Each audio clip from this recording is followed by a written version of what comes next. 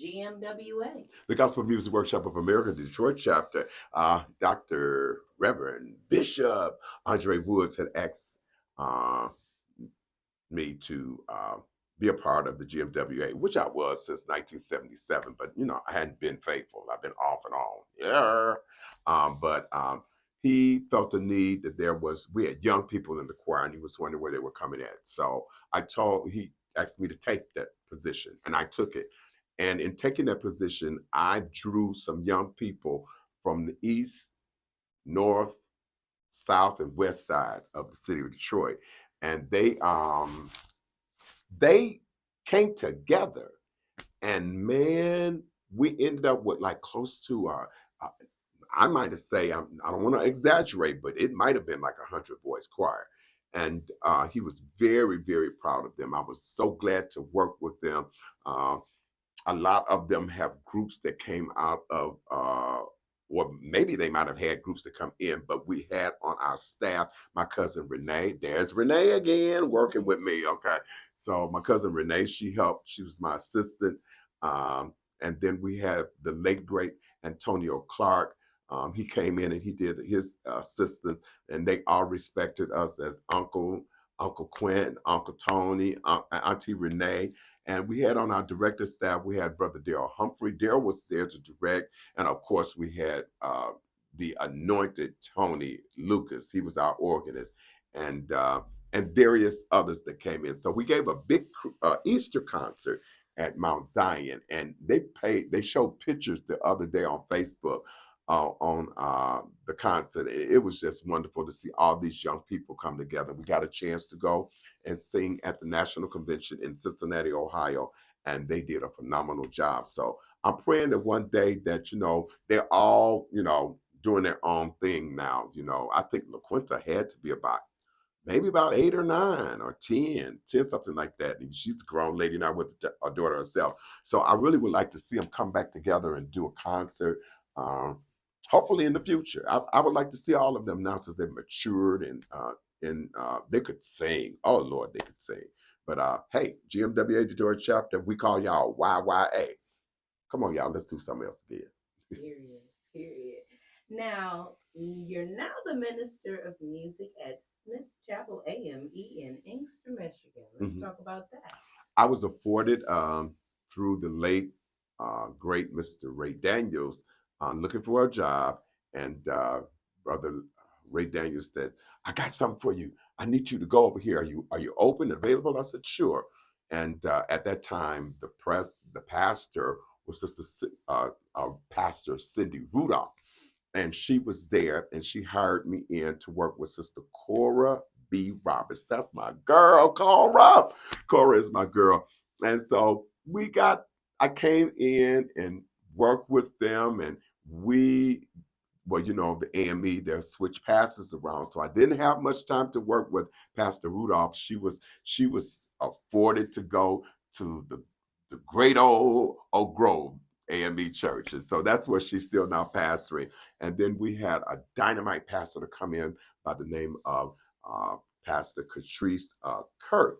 And she got married and became Pastor McKinney. And so she was excellent. Oh my gosh, she was excellent. So I still work. And now we're dealing with Pastor Twyla Tarver. She's the pastor now. So we have a wonderful time over at uh, Smith Chapel AME Church, right there on Beechwood and Inkster. I think they're celebrating this year, if I'm not mistaken, their 99th church anniversary. So they've been in existence for quite some time. So I've been working with them even through COVID. I was there and we worked right on through. So now we're back in church and with another pastor, Pastor K. We used to call Pastor Catrice Pastor K. So Pastor K, she's now gone to Illinois, and we have now Pastor Tarver, and so we're still working it out over there at Smith Chapel AME Church. So now it's been 42 years. It's going on 43. It's 43 already. It's 43. If I think Okay. you're going where I think you're going. Yeah, for the Hallelujah Singers. Exactly. The Hallelujah Singers were actually birthed in the third Sunday in January. And the reason why we celebrate our anniversary is because we celebrated in January. A couple of times it was so cold and it's so snowy that nobody really come out. So we decided to just move our anniversary to the first Sunday in, well, we tried the summer months. And one time we tried about twice. We tried it twice and it was a bit too hot.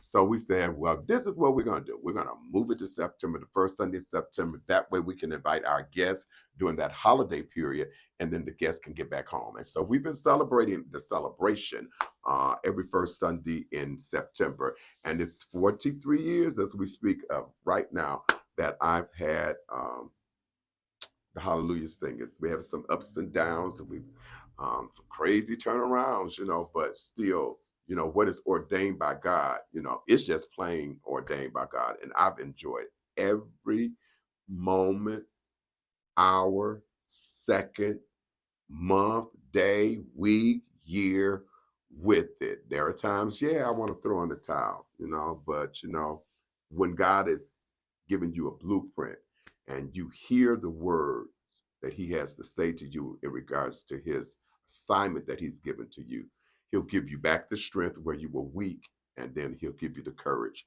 and the pull you on through to the next level. So yeah. Man, that's just beautiful. Now I got a couple of names that I'm going to throw at. Okay. Lee James Hall.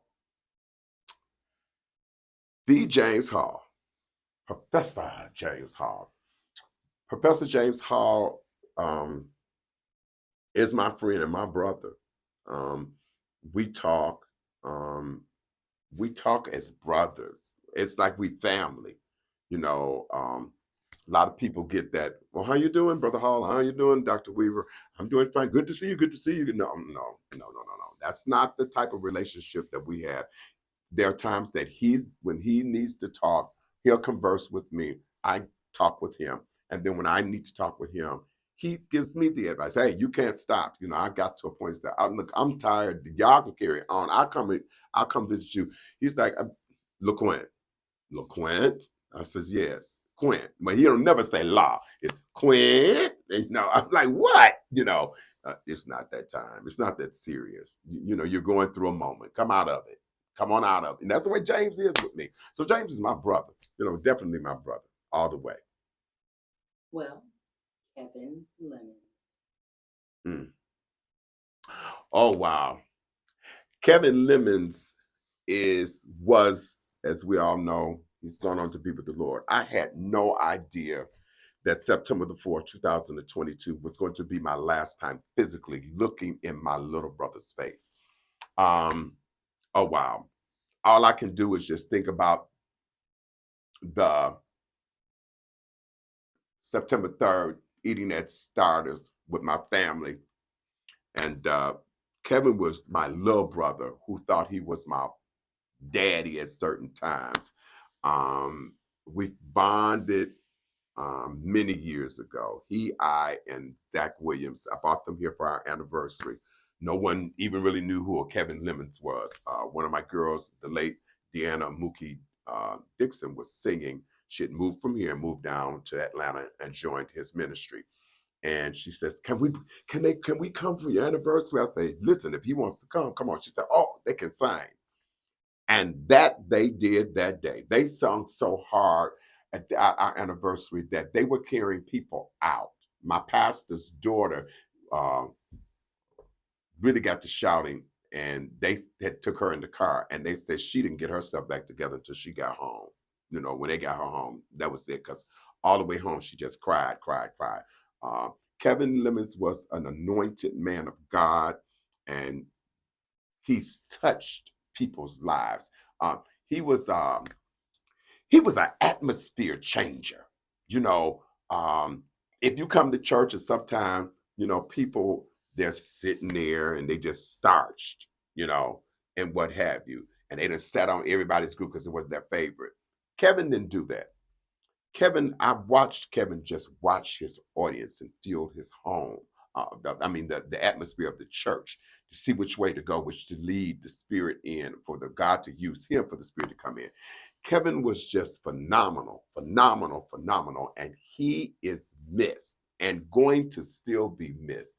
And I'm praying for my sister Tiana. Tiana, no, I love her. I love her with all of my heart. Uh, we had a bond. You know, he thought Peanut was um, oh, he had a fit when he found out LaQuinta was getting ready to have a baby. He was more, why'd you let that happen? What, you ain't watching. I'm like, Kevin, I can't go everywhere. Then when the baby came, he loved the baby. Then when he saw the baby, then I take pictures with the baby, and he would call me on the phone. Well, Mashkiba, you saw him. He'd have told you at an interview, don't take no more pictures with my baby. I mean, this is not your baby. This is LaQuinta's baby. But don't take no more pictures, you know. So when he got here and got a chance to see Peanut, he just held her and held her. And even at the anniversary, she sat in his lap while we were ministering. And then I sat down and he says, you know what, bro? I said, what? He said, this baby going to direct just like you. He said, wasn't nobody watching you. We was watching Peanut. We wasn't watching you. We was watching the baby. I'm like, Kevin, you trying to be funny. I miss my brother. I really do. I miss those moments. I miss those telephone calls that we had. And he was my brother. That was my little brother. Derek Milan. Derek Milan. Oh my God. Me and Derek Milan we go back so far. Derek Milan is a phenomenal, extraordinaire musician. A lot of people know Derek Milan from starting from Peter's Rock, but no, there was a beginning to Derek Milan before that. Derek Milan had a group called Peace, and I think their name was something else before Peace. And then there was Peter's Rock, and Derek Milan and now the crew. Now he has the crew. And Derek Milan is a great, great musician. Derek Milan is a great friend of mine.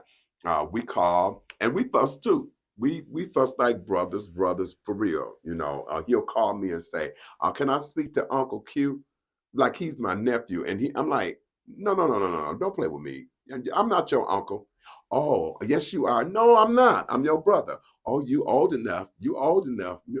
Derek, don't play with me. But Derek Milan is great. We had the opportunity. Derek did a give back for 9 years. We would have did the 10th year had COVID not struck.